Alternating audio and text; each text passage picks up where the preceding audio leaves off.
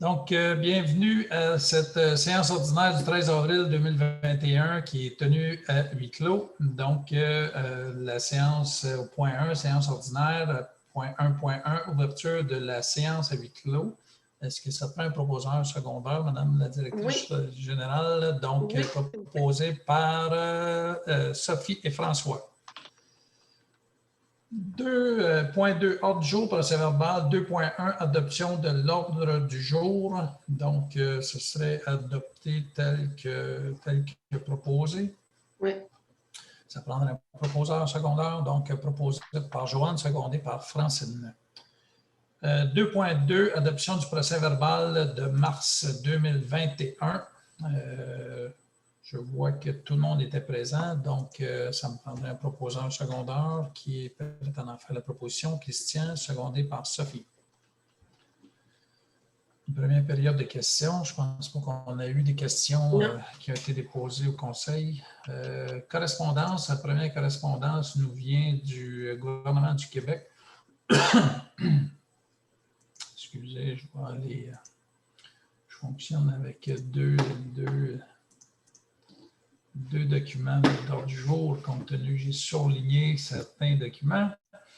Donc, un qui nous vient du gouvernement du Québec, de la vice-première ministre et du ministre de la Sécurité publique, puis celui responsable de la capitale nationale, qui est écrit au président de la FQM, M. Jacques Demers, qui est envoyé à chacune des municipalités, dans lesquelles la correspondance dans laquelle M. Demers avait demandé au ministère de la Sécurité publique de reporter à nouveau cette année la somme payable par la municipalité pour la Sûreté du Québec. Donc, on a dit qu'il y a des nouvelles dates d'échéance qui devraient être fixées au 30 septembre et au 1er décembre 2021. Si on va à la deuxième correspondance, ça nous vient de la mutuelle des municipalités du Québec. On nous fait part de notre ristourne 2020 de la MMQ. C'est un montant de 688 $ qui nous serait retourné. Puis ça, c'est consécutif au fait que depuis les 3 dernières années, on a payé pour 49 093 $ de primes et on a eu pour 17 000 $ de sinistres encourus.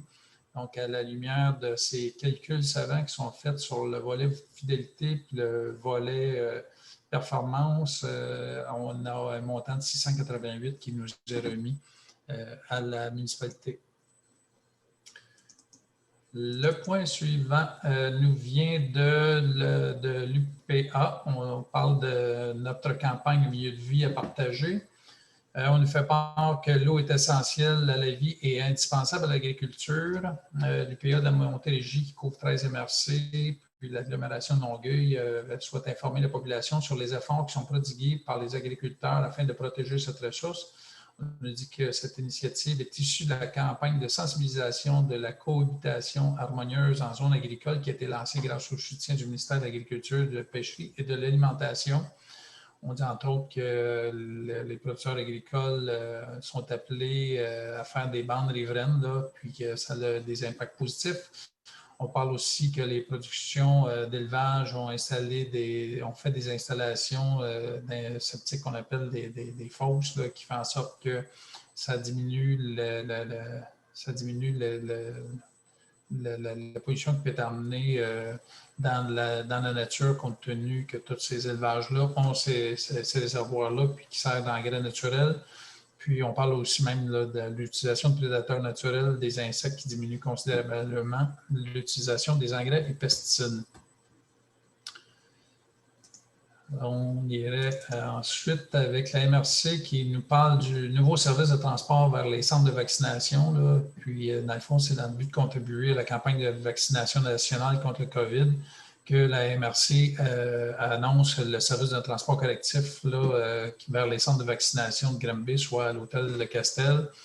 La MRC, par cette campagne-là, désire justement être un allié pour la vaccination de nos personnes qui ont peut-être moins de possibilités de se déplacer. C'est le transport adapté pour nous qui assure le service de transport collectif dans le respect des normes sanitaires. Puis, le service de transport vers les centres de vaccination est offert durant les heures d'opération habituelles et assujetti au tarif à vigueur. On souligne tout de même qu'il est obligatoire de réserver son transport par téléphone. La prochaine correspondance nous vient encore une fois de la MRC qui nous parle d'une programmation bonifiée présentée en formule de 100% virtuelle. Donc, on nous dit qu'un an après le report forcé de leur activité, les rendez-vous de GT auront enfin lieu en formule 100% virtuelle. C'est un événement novateur présenté par la MRC qui promet de fournir une foule d'informations pratiques pour mieux consommer et surtout mieux et moins jeter. Ça va se faire soit par visioconférence, capsule vidéo, Facebook, live et balado. Donc, la programmation complète des rendez-vous est accessible à tous et offerte gratuitement. Une autre correspondance qui nous vient de la MRC, c'est la révision du plan de gestion des matières résiduelles que la MRC veut sonder la population. Donc, afin de bonifier sa réflexion dans le cadre de l'élaboration de son prochain plan de gestion des matières résiduelles, la MRC annonce la tenue d'un sondage qui va avoir lieu auprès de la population. Ça va être du 27 au 28 avril que les personnes sont invitées à prendre part à cette démarche-là. Ça va permettre d'identifier les actions mises en place au cours des 7 prochaines années afin d'améliorer le bilan régional en gestion des matières résiduelles. Le monde peut aller sur le site Gêné de jeter, à la page sondage. Il y a différents thèmes qui vont être abordés. Le questionnaire va surtout porter sur les services de collecte, les écocentres, l'amélioration de la qualité des matières recyclables, la réduction à la source et le réemploi, dans le but, encore une fois, de se doter d'une stratégie novatrice pour la MRC. On souligne que les citoyens pourront aussi se faire entendre lors des consultations publiques qui vont se dérouler en 2022. Puis, il y a aussi une participation, un tirage pour les gens qui vont participer au sondage.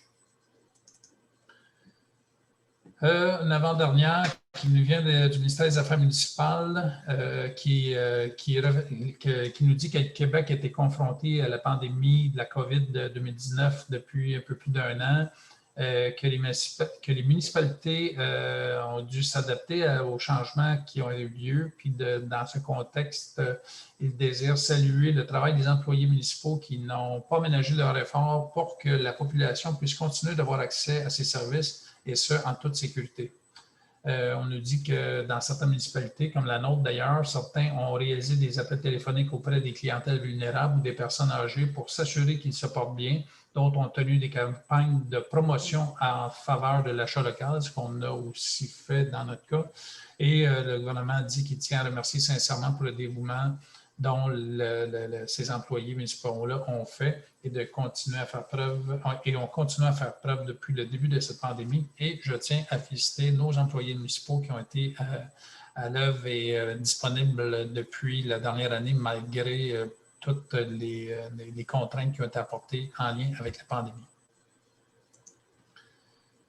Et la dernière correspondance nous vient de la Direction régionale de l'analyse et de l'expertise de l'Estrie. Donc, c'est la demande d'autorisation établissement d'un système de traitement de l'eau souterraine. C'est la demande qu'on a envoyée au ministère le 25 mars dernier et qui a été reçue le 1er avril concernant justement la demande pour donner la possibilité à notre futur CPE de pouvoir avoir accès au puits municipal. Donc, c'est notre but d'avoir toutes les autorisations nécessaires pour la mise en place de notre nouvelle CPE.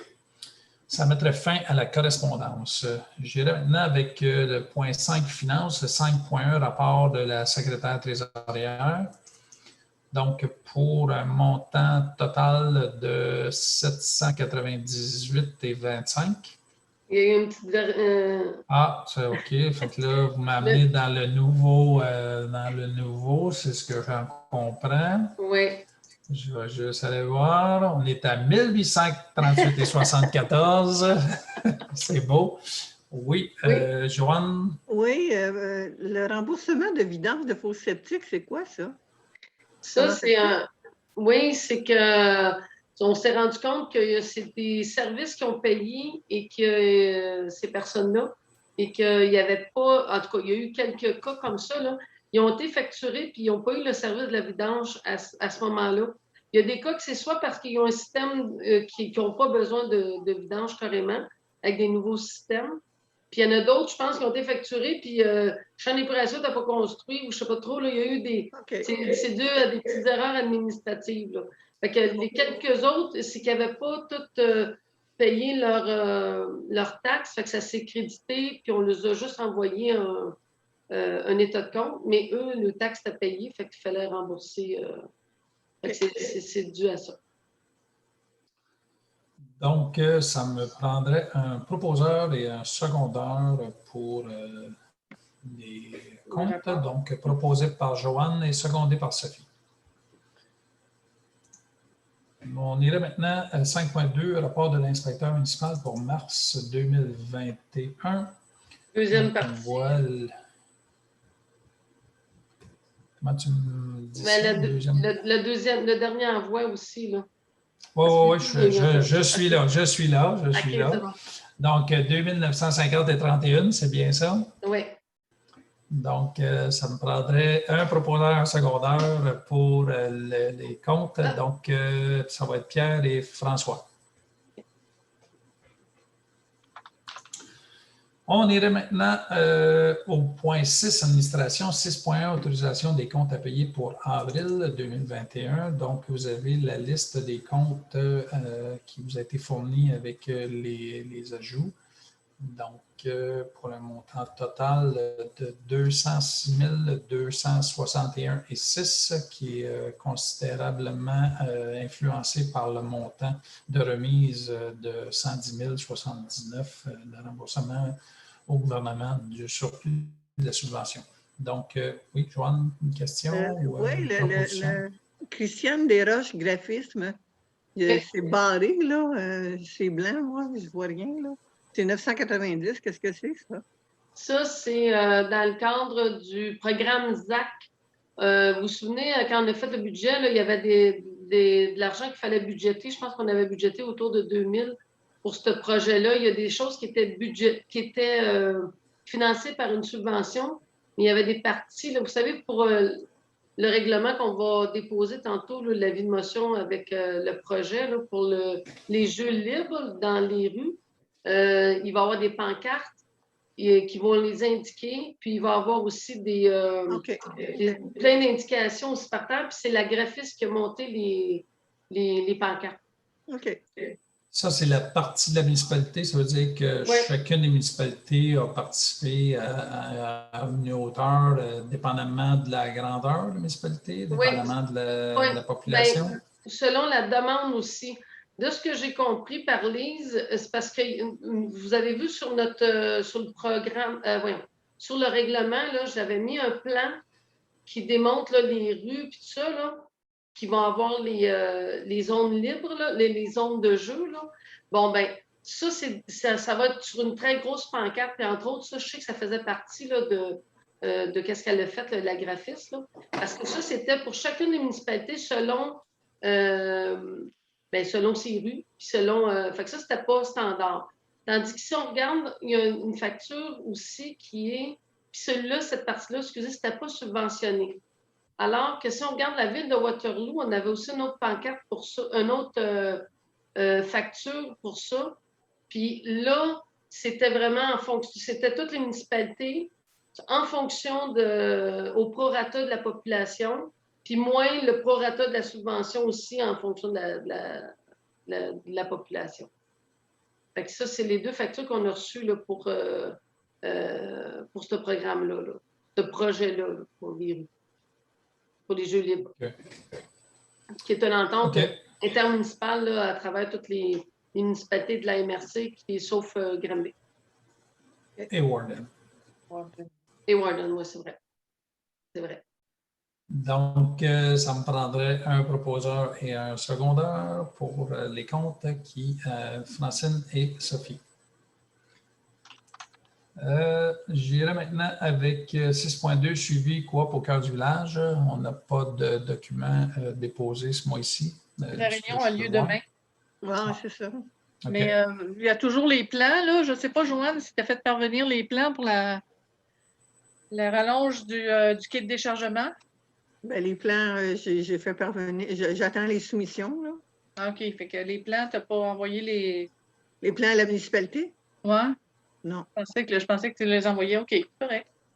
Fait qu'il faudrait peut-être vous faire parvenir pour vous montrer qu'est-ce qu'on veut exactement, qu'est-ce que ça va nous donner comme espace de rangement supplémentaire. OK. Puis là, on rentre OK. encore il va rentrer encore des nouveaux produits à coop, là, parce qu'on fait de la place, là. On a acheté un congélateur supplémentaire, je vous avais parlé. Fait que la semaine prochaine, on va chercher, on sort en gang, puis on va chercher des nouveaux produits qu'on veut apporter. Parce qu'il manque encore des choses là, on pourrait compléter l'offre de la coop. Puis finalement, là, la demande de soumission est partie. Oui, Vous avez j'en ai reçu une, là, puis j'en attends 2 autres. J'espère OK. l'avoir d'ici demain.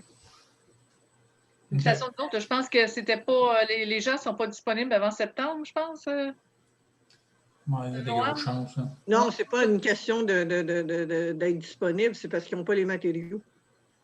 Ils ne sont pas capables d'avoir les matériaux. OK. 6.3, École secondaire Wilfrid Léger, bourse d'études aux finissants. Donc, comme on a pris l'habitude de faire depuis déjà plusieurs années, c'est dans le but d'offrir une bourse à un élève de Saint-Joachim méritant là, qui finit son secondaire 5. Donc, ça serait d'attribuer une bourse de 250 $ à un des élèves finissants de Saint-Joachim. Est-ce que j'ai un proposeur et un secondeur? Donc, j'ai François et Joanne.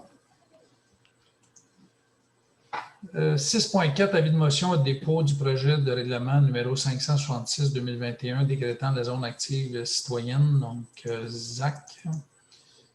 C'est justement dans le but d'avoir des rues de la municipalité qui vont permettre à nos jeunes de pouvoir avoir accès sans avoir le désagrément de dire que ce n'est pas leur place. Là, il y a déjà des rues qui ont été identifiées par rapport à des demandes qui avaient été faites aux citoyens de ces rues-là, voir s'ils voulaient que la rue soit une zone active. Et la majorité des rues qui ont sollicité, pas sollicité, mais qui ont vu l'intérêt d'adhérer à ce projet-là. Puis, on a respecté aussi les quelques rues qui n'ont pas voulu participer. Donc, c'est dans le but de déposer un avis de motion pour mettre en place ce secteur, cette zone de conduite, zone active citoyenne. Donc, ça me prendrait un proposeur et un secondeur. Non, justement, personne qui fait juste un avis de motion. Juste un avis de motion. Je m'excuse, c'est vrai. Donc, Francine. OK. 6.5, excavation LG, demande de location d'une partie du terrain situé sur la rue de la Camerise. Donc, on nous demande d'être capable de faire l'entreposage d'un 300 tonnes du 15 avril au 15 août sur la rue de la Camerise. Nous proposerait d'avoir une entente d'1 an ou 3 ans. On lui proposerait d'avoir une entente d'1 an. Puis, pour la période qui est mentionnée, que ce soit un montant de 1 000 $ qui lui soit demandé pour la période qui de l'année en cours, donc du 15 avril qui vient au 15 août. Ça me prendrait un proposeur et un secondeur. Qui en fait la proposition? Joanne, qui seconde? Francine. 6.6, Unis pour la faune, demande de résolution d'appui. Donc, ce qu'on voit, c'est qu'il y a une demande qui est faite pour que, dans le fond, le ministère a mis en place des nouvelles normes afin de s'organiser pour que les chevreuils soient, on pourrait dire, un peu plus matures, puis qu'il y ait une certaine dimension au niveau du panache pour que ça soit plus attrayant pour qu'éventuellement les chasseurs puissent venir continuer de dépenser des dollars au Québec pour la chasse. Donc, cette nouvelle norme-là est déjà établie sur notre territoire. Et ce qui en ressort, c'est de dire, bon, ben, compte tenu qu'on a déjà cette norme-là, puis qu'éventuellement, ça pourrait avoir un impact négatif pour les chasseurs qui seraient peut-être désireux de venir chasser sur notre territoire pour avoir des chevreuils plus gros. Il est mentionné que ce qui pourrait être fait, c'est d'appuyer pour que ce qui est fait chez nous soit aussi appliqué sur d'autres territoires pour ne pas augmenter le fardeau de surcharge de chasse sur notre territoire. Donc, ça me prendrait un proposeur et un secondeur pour cette résolution. Donc, Christian propose, secondé par qui seconde la proposition faite. Donc, Sophie. 6.7 DG, formation webinaire, élection municipale 2021. Ce serait pour permettre à notre directrice générale ainsi qu'à notre secrétaire de participer à cette formation webinaire-là. Donc, ça va me prendre un proposeur secondaire qui en fait proposition. Pierre et Joanne. 6.8, semaine des bénévoles, marque de reconnaissance. Annuellement, depuis les dernières années, on fait une soirée reconnaissance pour justement souligner le travail exceptionnel qui est fait par nos bénévoles au courant de l'année, du bénévolat qui se fait à tous les niveaux dans notre communauté. Cette année, comme l'an passé, à cause de la situation, on est dans les possibilités de faire ce genre de souper reconnaissance-là. Donc, cette année, on ferait comme on a fait l'an passé, on donnerait un montant de 25 $, un certificat cadeau qui serait donné à nos bénévoles qui ont fait des actions au cours de la dernière année. Donc, c'est 112 personnes, Madame la directrice, qui se mériteraient d'avoir ce certificat-là. Donc, ça serait d'autoriser d'offrir un 25 $ à l'ensemble de nos bénévoles pour l'année passée. Donc, ça me prendrait un proposeur secondaire. Monsieur Marois, je ne sais pas si vous me parlez, mais je ne vous entends pas. Oui. C'est un certificat de 25 $ pour la coop. Oui, c'est ça. Oui, donc... OK, excuse. Non, c'est ça. Fait que c'est pour la coop au cœur du village. Donc, ça me prendrait un proposeur. Je pense que j'avais Sophie, à moins que je me trompe, Sophie et François. 7 rapports administratifs, 7.1 rapports verbaux ou écrits. La secrétaire trésorière n'a pas de rapport. Donc, 7.1.2, rapport de l'inspecteur municipal en voirie et en environnement, c'est un dépôt. 7.1.3, rapport de protection incendie et sûreté du Québec. Donc, on a un rapport du service incendie et aussi on a un bulletin d'information de la sûreté du Québec. Donc, le centre de service de la MRC de Danam, mais qui couvre notre MRC, celle de Bromissiquoi et celle aussi de la MRC de Manfred-Magog. Qui s'engage dans l'avenir à donner des bulletins d'information de façon régulière là, pour qu'on prenne connaissance de ce qui s'est passé sur le territoire dans les semaines ou les 2 semaines ou le mois qui vient de passer. 8, voirie municipale, 8.1, offre de service, location de niveleuse avec opérateur. Donc, suite à l'envoi qui était fait pour l'invitation qui était faite pour déposer des soumissions pour l'année qui vient, le plus bas soumissionnaire est le seul et qui est Excavation LG a déposé pour l'année 2021. Donc, pour un montant avant taxe à l'heure de 105 $ de l'heure. Ça me prendrait un proposeur et un secondeur pour donc Pierre et Joanne, je pense, qui avait levé la main. On va à 8.2, offre de service 2021-02, achat et transport de gravier ou pierre concassée MG-20B pour le rechargement d'environ 31,7 km de divers chemins, incluant ou non le nivelage et la compaction dans le cadre du programme de la TEC. Donc, on a eu 2 soumissionnaires et le plus bas soumissionnaire est Normand Janson Excavation Inc.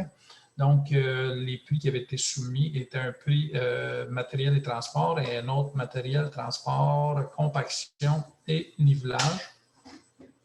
Et le conseil municipal irait de l'avant en prenant la soumission qui inclut justement la compaction et le nivelage pour un montant de 17,66 la tonne de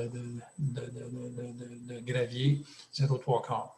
Donc, ça me prendrait un proposeur et un secondaire. C'est de la pierre, hein? De la pierre, oui. Excuse, la pierre concassée, c'est vrai. Je m'excuse. La pierre concassée. Donc, ça me prendrait un proposeur. Donc, hein? J'ai dit, aïe, aïe, de la pierre concassée. Oui, pierre concassée. Donc, proposé par... Qui propose Christian et Pierre. On est rendu maintenant au 8.3 appel d'offres 2021-03 à Bas-Poussière. Donc, cette année, on irait avec un tonnage, pas un tonnage, mais un nombre de quantité de gallonnage de litres qui serait de 150 000 litres. Que je cherche la place où j'ai la quantité. OK, je l'ai. Donc, 150 000 litres pour l'année 2021. Donc, on irait pour du chlorure de calcium ou du magnésium liquide de 35 %. Ça me prendrait un proposeur et un secondaire. Donc, François et qui seconde? Francine. Point 9, on n'a pas de dossier. Point 10, sujet divers de dernière heure. Donc, 10.1, demande de lotissement à la CPTAQ pour le lot 3 987 959 du cadastre du Québec.